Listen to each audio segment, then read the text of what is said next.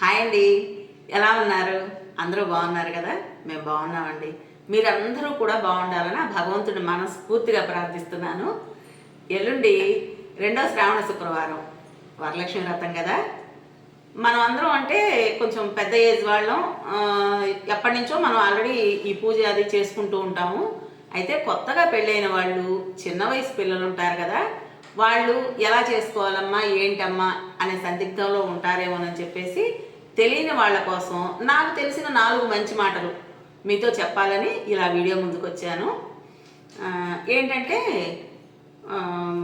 వరలక్ష్మి వ్రతానికి ఆ రోజు మనం హడావిడి పడకుండా ముందు రోజే అన్నీ ప్రిపేర్ చేసుకుంటే ప్రశాంతంగా పూజ చేసుకోవచ్చు.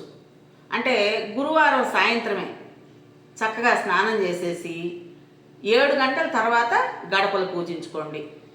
అట్లాగే ఏమైనా పప్పులు అవి నానబెట్టుకునే పని ఉంటే ఆ రోజు నైటే నానబెట్టుకోండి. అయితే మీకు ముఖ్యంగా నేను గుర్తు చేసేది ఏంటంటే స్నానం చేసిన తర్వాత ఈ పనులు చేసుకోండి, సరేనా? అంటే శనగలు అవి నానబెట్టుకుంటారు కదా, లక్ష్మీదేవి అమ్మవారికి శనగలు అంటే ఇష్టం అట. అందువల్ల తప్పనిసరిగా వరలక్ష్మి వ్రతానికి శనగల్ని తాంబూలంలో పెట్టి ముత్తైదువులకు ఇచ్చుకుంటారు కనుక, అమ్మవారి దగ్గర నైవేద్యంగా కూడా పెట్టుకుంటారు కనుక శనగల్ని ముందు రోజు నైటే నానబెట్టుకోండి. అలాగే మనం ఏమన్నా నైవేద్యాలు అవి చేసుకోవాలి అంటే పూర్ణాలు అలాంటివి చేసుకోవడానికి పప్పులు అవి నానబెట్టుకుంటారు కదా, ముందు రోజు సాయంత్రమే నానబెట్టుకోండి. తెల్లారిన తర్వాత మీకు ప్రశాంతంగా ఉంటుందన్నమాట. హడావిడి లేకుండా ప్రశాంతంగా పూజ చేసుకోవచ్చు. అయితే గడపలు పూజించుకునేటప్పుడు కొంతమంది తెలియక చేసే పొరపాటు ఏంటంటే ముందు వైపు గడపని శుభ్రంగా కడిగేసి పసుపు రాసేసి కుంకుమ బొట్లు అవి పెట్టుకుంటాము. తెల్ల బొట్టు పెడతాం కదా, అంటే బియ్యపు పిండితో మాత్రమే పెట్టాలి బొట్లు.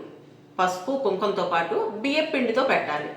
కొంతమంది తెలియక వాకిట్లో బయట గేట్లో మనం రాతి ముగ్గు వాటితో ముగ్గు వేసుకుంటాం కదా, ఆ ముగ్గుతో కూడా ముగ్గు పెడతారు, అంటే గడపను పూజిస్తారు. అట్లా వద్దు, బియ్యపు పిండితో మాత్రమే గడపను పూజించండి. అయితే కొంతమంది ఏం చేస్తారంటే, నేను గమనించిన దాన్ని బట్టి చెప్తున్నా, గడపని స్నానం చేసిన తర్వాత పూజించే పని అయితే ఆ చీరకి అది పసుపు కుంకుమ అంటుకుంటాయని చెప్పేసి స్నానానికి ముందే పూజించేస్తారు. అలా వద్దమ్మా, స్నానం చేసిన తర్వాతే గడపలు పూజించుకోవాలి. ఎందుకంటే మనం గడపని లక్ష్మీదేవిగా భావించి కదా మనం పూజించుకుంటున్నాము. అందువల్ల స్నానం చేసిన తర్వాత మాత్రమే గడపలు పూజించుకోవాలి. ఇంకో ముఖ్యమైన విషయం, మనం గడపని పూజించుకునే దాంట్లో మనం గుర్తుంచుకోవాల్సింది ఏంటంటే, ముందు గడపని పూజించుకొని వెనక గడపని, అంటే పెరటి గడప ఉంటుంది కదా, చాలామందికి ఉంటుంది పెరటి గడప.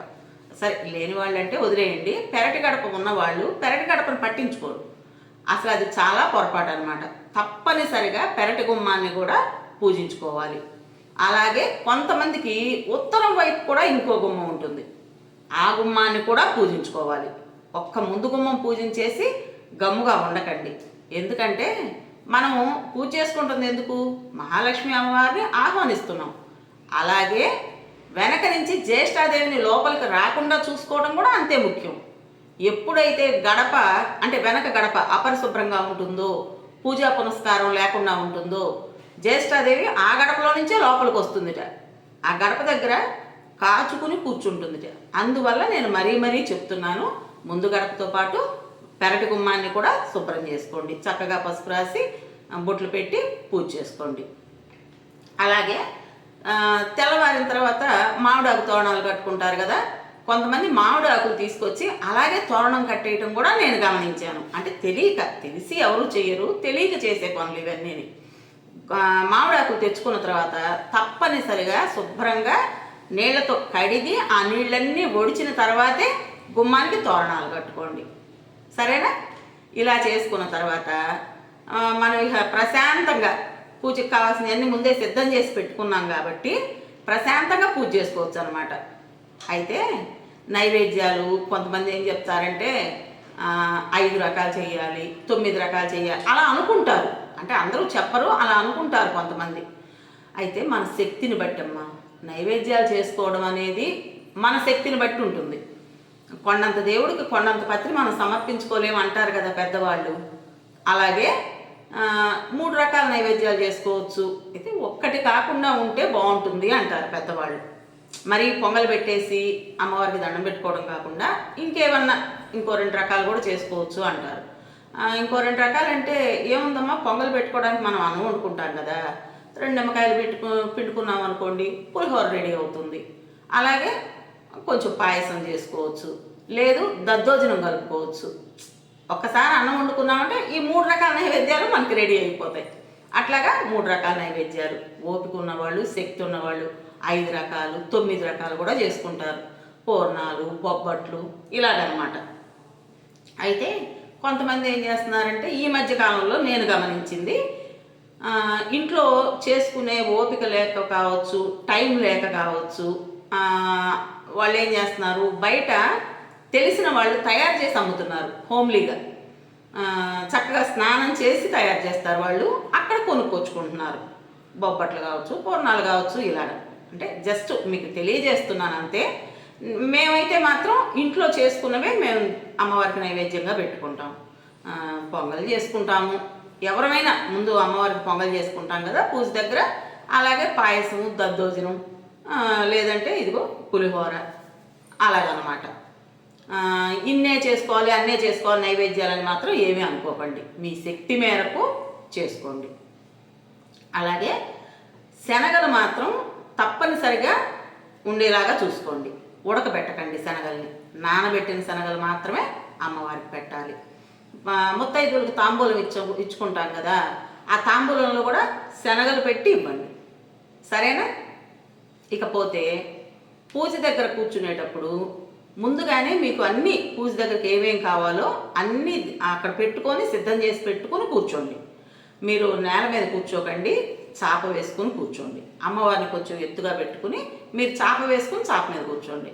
అయితే ఈ వరలక్ష్మి వ్రతానికి మామూలుగా సత్యనారాయణ వ్రతం అవి చేసుకునేటప్పుడు పక్కన భర్త ఉంటాడు కదా, కానీ ఈ వరలక్ష్మి అమ్మవారి నోచుకునేటప్పుడు ఏంటంటే ఈ వ్రతానికి భర్తే ఉండాలని ఏమి లేదు, మనం ఒక్కళ్ళమైనా చేసుకోవచ్చు. కాబట్టి వాళ్ళకి వీలైతే, భర్తకు వీలైతే భర్త కూడా కూర్చొని చేసుకుంటే మంచిదే. పుణ్యం పురుషార్థం 2 కలిసి వస్తాయి. ఒకవేళ వాళ్ళకి వీలు కాలేదనుకోండి, మీరేం ఫీల్ అవ్వక్కర్లే, మీరు ఒక్కళ్ళే కూర్చొని చక్కగా చేసుకోవచ్చు. అయితే మేమేం చేసామంటే మొదట 3 సంవత్సరాల పాటు పంతులు గారిని పిలుచుకుని పంతులు గారి ద్వారా మేము అన్ని అది నోచుకున్నాము. అక్కడి నుంచి మాత్రం ప్రతి సంవత్సరం మా కోడలు తనే అన్నీ చదువుకోవటం కానీ, లక్ష్మీ అష్టోత్తరాలు, అమ్మవారి సహస్రనామాలు ఇట్లా చదువుకుని వ్రత కథ ఉంటుంది. మనకి గణపతి వ్రతకల్పం ఎలా ఉంటుంది, వినాయక చవితి అప్పుడు తెచ్చుకుంటాం కదా, 4-5 పేజీల పుస్తకం ఉంటుంది కదా, అలాగే ఈ వరలక్ష్మి వ్రతానికి కూడా ఓ పుస్తకం ఉంటుంది. ఆ పుస్తకం తెచ్చుకొని మనం అమ్మవారికి సంబంధించిన స్తోత్రాలు అన్నీ చదువుకుని ఆ కథ కూడా చదువుకోవచ్చు. ఎప్పట్లాగే మనము అమ్మవారికి ఎప్పుడు ఎలా పూజ చేసుకుంటామో అలాగే చేసుకుంటాము. అయితే మనకు వచ్చిన స్తోత్రాలు అవి పుస్తకంలో చూసుకొని వీలైనంత వరకు తప్పులు దొరలకుండా చదువుకోవడమే. అయితే ఇంకో ముఖ్యమైన విషయం ఏంటంటే పూజ దగ్గర ముత్తైదువులకి తాంబూలం ఇచ్చేటప్పుడు గాజులు కూడా ఉండేలా చూసుకోండి. ఆకుపచ్చ గాజులు, ఆకుపచ్చ గాజులు అయితే మంచిది, లేదు పసుపు రంగు గాజులు, ఎరుపు రంగు గాజులు, అంటే బ్లూ, నీలం అలా కాకుండా ఎరుపు, పసుపు, ఆకుపచ్చ, అమ్మవారికి ఈ రంగులంటే ఇష్టమట. అందుకని ఆ రంగు గాజులు ఉండేలా చూసుకోండి. అమ్మవారి దగ్గర పెట్టుకుని పూజ చేసుకున్న తర్వాత అప్పుడు ముత్తైదువులకి తాంబూలంలో పెట్టివ్వండి. అలాగే ముత్తైదువులకి తాంబూలం ఇచ్చేటప్పుడు తోరాలు కూడా ఇస్తాం కదా, మరి అమ్మవారి దగ్గర పూజకి మనం తోరాలు రెడీ చేసుకోవాలి కదా. ఆ తోరాలు ఎలా రెడీ చేసుకోవాలంటే 5 పోగులైనా పోసుకోవచ్చు. ఒక తెల్ల దారం తీసుకోండి, లేదా ఒక పసుపు రంగు దారమైనా తీసుకోండి. బాగా పసుపులో ముంచి తీయండి. పసుపు రంగు దారమైనా సరే పసుపు రాయండి, తెలుపు రంగు దారమైనా పసుపు రాయండి. 5 పోగులు కానీ లేదంటే 9 పోగులు కానీ. నాకు తెలిసి కొంతమంది దగ్గర నేను విన్నాను, మాకు 9 అంకె పనికిరాదు అని చెప్పేసి 5 పోగులు వేస్తారు. కొంతమంది 5 అంకె పనికిరాదు మాకు అని చెప్పేసి 9 పోగులు వేసుకుంటారు. ఏదైనా పర్వాలేదు, నేనైతే ఎప్పుడు 9 పోగులే వేస్తాను. 9 పోగులు వేసి అలాగే 9 ముళ్ళు వేసేసి పూలతోటి ముడి వేయండి ఆ తోరానికి. ఆ తోరాలన్నీ సిద్ధం చేసుకుని అమ్మవారి దగ్గర పూజ దగ్గర పెట్టుకోండి. అయితే ఎన్ని తోరాలు చేసుకోవాలి ఏంటి అనేది మీ ఇష్టం అన్నమాట. అమ్మవారికి ఒక తోరం, పూజ చేసుకునే మనకు ఒక తోరం, ఇంట్లో ఆడపిల్లలు ఉంటారు కదా మనకి, వాళ్ళకి తల ఒక తోరం రెడీ చేయండి. ఇక ముత్తైదువులు అంటారా, మీరు 5గురిని పిలుచుకుంటారా 9 మందిని పిలుచుకుంటారా చూసుకొని వాళ్ళకు కూడా తలా ఒక తోరం సిద్ధం చేయండి. ఇవన్నీ అమ్మవారి దగ్గర పెట్టుకుని చక్కగా కూర్చుని ప్రశాంతంగా పూజ చేసుకోండి. ఎటువంటి హడావిడి వద్దు. ఇదేదో ప్రత్యేకమైన ఇదిలాగా ఇప్పుడు అంటే నేను అన్నానని కాదు, నా అభిప్రాయం నేను చెప్తున్నా. ఇప్పుడు ఏం చేస్తున్నారంటే బజార్లో మార్కెట్లో దొరుకుతున్నాయి కదా అమ్మవారి ఫేస్ అని చెప్పేసి, అమ్మవారి మొహం అని చెప్పేసి తెచ్చి దాంతో పూజ చేసుకుంటున్నారు. అయితే చేసుకుంటే తప్పని కాదు. నేనేమనుకుంటానంటే అది ఏ మెటల్తో చేస్తారో మనకు తెలియదు, నాకైతే తెలియదు. అందుకని తెలియకుండా అది ఏ మెటలో ఏంటో తీసుకొచ్చి మనం పూజలో పెట్టుకోవాలి. పూజలో పెట్టుకున్న తర్వాత మళ్ళీ తీసి జాగ్రత్త చేసుకోవాలి. సరే ఇవన్నీ ఎందుకులే అని చెప్పేసి మేమైతే పంతులు గారు వచ్చే పని అయితేనే కలశం పెట్టుకుంటాం. పంతులు గారు వచ్చి కూర్చుంటారు, పూజ చేస్తారు, కలశం పెట్టుకుని అంత బాగుంటుంది. లేదు మా అంతటా మేము ఇంట్లో పూజ చేసుకోవాలంటే మాత్రం అమ్మవారి పటానికే పూజ చేసుకుంటాం. అయితే పటానికి పూలు పెట్టుకొని అలంకారం చేసుకుంటాం కదా, ఆ పువ్వులు వాసన లేని పువ్వులు కాకుండా, అంటే గడ్డి పువ్వులు ఏవి వాడకుండా సువాసన భరితమైన పువ్వులు తీసుకొచ్చుకోండి. అమ్మవారికి జాజులు అంటే చాలా ఇష్టం. మల్లెపూలు కావచ్చు, జాజి పువ్వులు కావచ్చు, మందారాలైనా ఎర్ర మందారాలు, ఇట్లా అమ్మవారికి ఇష్టమైన జాజి పూలతోటి మందారాలతోటి పూజ చేసుకోండి. అలంకారం అది కూడా మీరు ఆ పూలతోటే చేసుకోండి. అలాగే అమ్మవారిని పూజించుకునే ముందు అంతా అలంకారం అంతా చేసుకొని అంతా సిద్ధం చేసుకున్న తర్వాత అక్కడ పసుపుతోటి వినాయకుడిని సిద్ధం చేసుకోండి. మనం ఏ పూజ చేసుకున్నా సరే ఒక్కటే గుర్తుపెట్టుకోండి, ఏ పూజ చేసుకున్నా ముందు వినాయకుడిని పూజించుకోవాలి. వినాయకుడిని పసుపు ముద్ద తయారు చేసుకుని పెట్టుకొని, అలాగే గౌరమ్మను కూడా 2 తమలపాకులు పెట్టుకోండి. అంతా మన రోజు వాటర్ ఉంటుంది కదా పన్నీరు, ఆ పన్నీర్ తోటి పసుపు కలిపి 2 పసుపు ముద్దలు చేసి రౌండ్గా ఉన్న ముద్దకి బొట్టు పెట్టి ఆయన వినాయకుడు అనమాట. అలాగే బొట్న వేలుతో కొంచెం అలా ప్రెస్ చేయండి. 2వ ముద్దని కొంచెం చిన్న ముద్ద చేసి గౌరమ్మ 2వ ఆకులో పెట్టుకోండి, తమలపాకులో. వీళ్ళిద్దరిని కూడా పూజించుకోవాలి. అసలు ప్రథమ తాంబూలో మనం ఇవ్వవలసిందే గణపతికి, మీ అందరికీ తెలుసు కదా. అలాగనమాట గణపతిని కూడా పూజించుకొని ఆ తర్వాత మనం అమ్మవారి పూజ చేసుకోవాలి. అయితే మనకి మంత్రాలు రావు, పంతులు గారు ఒక్కోసారి పంతులు గారికి కూడా కుదరదు. మనం పిలిచి చేయించుకుందాం పూజ అనుకున్నా కూడా వాళ్ళు బిజీగా ఉంటారు, ఇలాంటి టైంలో కుదరకపోవచ్చు. అప్పుడు మీరేమీ ఫీల్ అవ్వక్కర్లా, మాకు మంత్రాలు రావు తంత్రాలు రావు, అయ్యో ఎలా చదువుకోవాలమ్మా ఏంటమ్మా అని ఏమీ అనుకోవద్దు. మీకు వచ్చిందే చదువుకోండి. అమ్మవారి అష్టోత్తరం అవన్నీ పుస్తకాలు నేను ఇందాక చెప్పినట్టు పుస్తకాలు దొరుకుతున్నాయి కదా, చదువు వచ్చిన వాళ్ళు ఆ పుస్తకాలు చూసుకొని చదువుకోండి. ఇప్పుడు మేమైనా సరే పుస్తకం చూసుకొని చదువుకుంటూ ఉంటాం. కాకపోతే కాస్త బాగా అలవాటు ఉన్న వాళ్ళకి ఏంటంటే పుస్తకం చూడకపోయినా కూడా చదవగలుగుతారు, అంతే. మీరేంటంటే కొంచెం రావమ్మ పుస్తకం చూడకుండా చదవలేము అనుకుంటే పుస్తకం చూసి చదువుకోండి. అసలు చదువుకోవడమే రాదు అనుకుంటే మనస్ఫూర్తిగా దండం పెట్టుకోండి. అసలు మనం భగవంతుడికి పూజ చేసుకోవడం మంత్రాలు శ్లోకాలు ఇవన్నీ కాదమ్మా, మనసు నిర్మలంగా ఉందా లేదా అదొక్కటే మనం చూసుకోవాలి. నిర్మలమైన మనసుతో మనం పూజ చేస్తే చాలు, ఆ భగవంతుడు మెచ్చుతాడు. ఆ అమ్మవారి కరుణ కటాక్ష వీక్షణాలు ఖచ్చితంగా మన మీద ఉంటాయి. మనసు నిర్మలంగా పెట్టుకుని పూజ చేసుకోవాలి. మనకి ఇంతకుముందు మనసులో ఏవైనా ఆలోచనలు ఉన్నా కూడా, అంటే ఇరుగమ్మలా పొరుగమ్మలా వాళ్ళలా వీళ్ళలా ఇలాంటి ఆలోచనలు ఏమైనా ఉన్నా కూడా పూజ చేసుకునేటప్పుడు అసలు అవేవి ఆలోచించకండి, అసలు మనసులో నుంచి తీసేయండి. ప్రశాంతంగా కూర్చుని నిర్మలమైన మనసుతో పూజ చేసుకోండి, మీకు అంతా మంచి జరుగుతుంది. అంతేగాని వరలక్ష్మి వ్రతం వచ్చిందనగానే అదేదో హంగామాగా అలా చేయాలి ఇలా చేయాలి, అన్ని నైవేద్యాలు పెట్టాలి ఇన్ని నైవేద్యాలు పెట్టాలని కంగారు పడకండి. అంత కంగారేమీ లేదు. మీరు పూజ నిర్మలమైన మనసుతో చేస్తున్నారా లేదా అని మాత్రమే అమ్మవారు చూస్తారు, సరేనా? అయితే కొంతమందికి ఉండే డౌట్ ఏంటంటే, అమ్మ కలశం మా పెద్దవాళ్ళకి లేదు మరి మేము పెట్టుకోవచ్చా అంటారు. అంటే కలశం జనరల్గా ఎవరైనా ఏమనుకుంటారంటే పెద్దవాళ్ళకు ఉంటేనే పెట్టుకోవాలి, ఆనవాయితీ లేకపోతే, అంటే ఇంటి ఆనవాయితీ అని ఉంటుంది కదా, ఇంటి ఆనవాయితీ లేకపోతే కలసం పెట్టుకోకూడదు అని వెనకటికి అనుకునేవాళ్ళు. కానీ నా అభిప్రాయం నేనేం చెప్తానంటే, మన పెద్దవాళ్ళకి లేకపోవచ్చు, మనం చేసుకోవడంలో తప్పు లేదు కదా. అమ్మవారి పూజ కలసం పెట్టుకొని చేసుకుంటే ఇందులో తప్పే ఉంది, నాకు అట్లా అనిపిస్తుంది. మరి మా పెద్దవాళ్ళకు ఉందో లేదో కూడా నాకు కరెక్ట్ ఐడియా లేదు. మేము మాత్రం కలసం పెట్టుకుంటాం. అంటే ప్రతిసారి పెట్టుకోవడం కుదరకపోవచ్చు, అమ్మవారి ఫోటో పెట్టుకొని పూజ చేసుకుంటాము. విశేషంగా చేసుకోదలుచుకుంటే మాత్రం కలసం పెట్టుకొని పూజ చేసుకుంటాం. మీరు కూడా అది ఆనవాయితీ అని ఏమనుకోక్కర్లే. మీకు అమ్మవారిని కలసం పెట్టుకొని పూజించుకోవాలి అనే కోరికుంటే చక్కగా పెట్టుకొని పూజించుకోండి. దానివల్ల ఏమీ తప్పు లేదు, నాకు తెలిసినంత వరకు నేను చెప్తున్నాను. అట్లాగే నేను గమనించింది ఇంకొకటి ఉందమ్మా. ముత్తైదువులు వస్తారు కదా, వాళ్ళకి మనము పసుపు, గంధం, బొట్టు ఇస్తాం కదా, బొట్టు పెడతాము. ఈ పసుపు రాసేటప్పుడు ఏం చేస్తారంటే, వీళ్ళు కొత్త చీర అది కట్టుకొని ఉంటారు కాబట్టి పూజ చేసుకునేవాళ్ళు పసుపు కాళ్ళకి రాయకుండా ఊరికే చేతికి ఇచ్చేసి అది మంగళసూత్రానికి పెట్టుకోమని అట్లా చేతికి ఇచ్చేసి ఊరుకుంటున్నారు. అస్సలు అది కరెక్ట్ కాదమ్మా.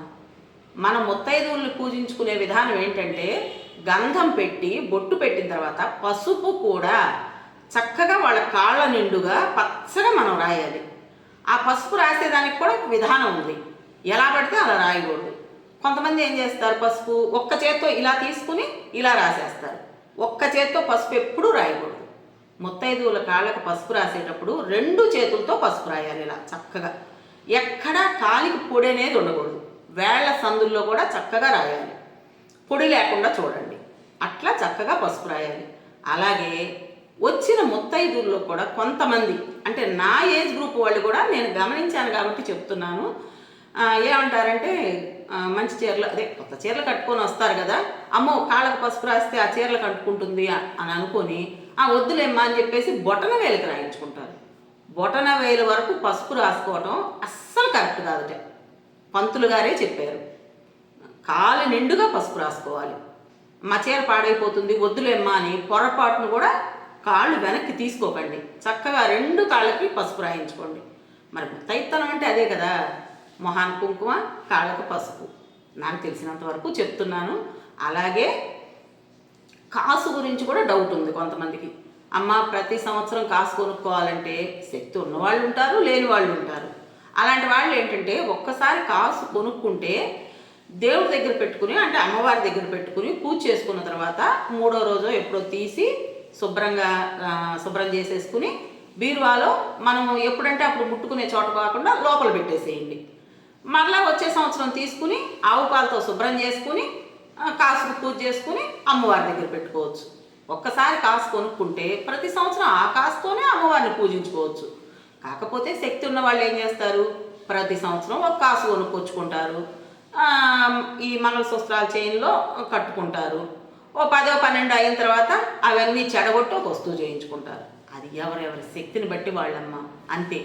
అయితే అమ్మవారిని పూజించుకోవడానికి, అంటే భగవంతుని పూజకి మన ఆర్థిక పరిస్థితి ఏమీ అడ్డు కాదు. భగవంతుడే చెప్పాడు ఆ మాట. నిర్మలమైన మనసుతో 2 చేతులెత్తి నమస్కారం చేయండి చాలు అని భగవంతుడే చెప్తాడు. అందువల్ల నేను ఇందాక చెప్పినట్టు మన శక్తిని బట్టి మనం అమ్మవారిని పూజించుకునే విధానం. ఇప్పుడు కొంతమంది ఎక్కువ పూలు తెచ్చేసుకుని చక్కగా బాగా అలంకారం చేసుకుంటారు. కొంతమంది కొద్ది పూలతోటే ముచ్చటగా కళగా అలంకారం చేసుకోవచ్చు. వందలు ఖర్చు పెట్టాలి, వేలు ఖర్చు పెట్టాలని ఏమి లేదు కదా. ఇక్కడ కావాల్సింది మన మనసు, ఆలోచనలు నిర్మలంగా ఉండడం, అంతే. అలాగే ఈ పూజ అంతా పూర్తయిన తర్వాత ఇలా పూజ చేసుకుంటాం. చక్కగా అంతా పూర్తయిన తర్వాత ముత్తైదువులకి చేతికి తాంబూలం ఇచ్చేసి ఓ నమస్కారం చేసేసి పక్కకు వస్తారు. అలా వద్దమ్మా. చక్కగా వచ్చిన ముత్తైదువుల్ని అమ్మవారి స్వరూపాలుగా భావించుకుని వాళ్ళ పాదాలకు నమస్కారం చేసి వాళ్ళ చేత అక్షంతలు వేయించుకోండి, వాళ్ళ ఆశీర్వాదం తీసుకోండి, మనకు అదే పుణ్యం. అలాగే భర్త చేత కూడా అక్షంతలు వేయించుకుని ఆయనకు పాదాలకు నమస్కరించుకుని ఆయన ఆశీర్వాదం కూడా తీసుకోవాలి. ఇవి ముఖ్యం అన్నమాట. మనం ఎన్ని నైవేద్యాలు చేసాము, ఎంత గొప్పగా అలంకారాలు చేసాము, వచ్చిన వాళ్ళకి చీరలు పెట్టామా లేదా, ఇది కూడా కాదమ్మా. ముత్తైదువులకు ఓపిక ఉంటే జాకెట్ ముక్క పెట్టుకోండి, ఓపిక లేదు ఉత్త తాంబూలం ఇచ్చుకోండి, చాలు.